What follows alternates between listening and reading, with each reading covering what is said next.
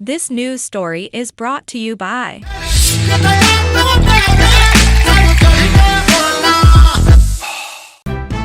1-minute breaking news.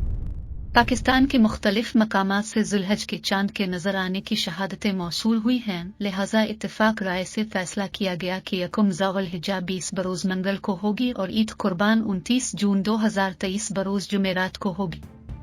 मौलाना सैयद मोहम्मद अब्दुल खबीर आज़ाद ने कहा कि तमाम अहल इस्लाम और पूरी कौम को ईद अल-अज़हा की खुशियाँ मुबारक हों। अल्लाह ताला वतन अजीज़ पाकिस्तान को इत्तेहाद अता फरमाए।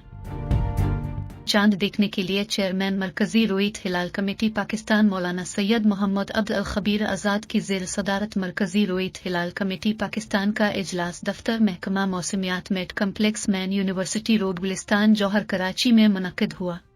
Keep watching Zigzag News. Zigzag News.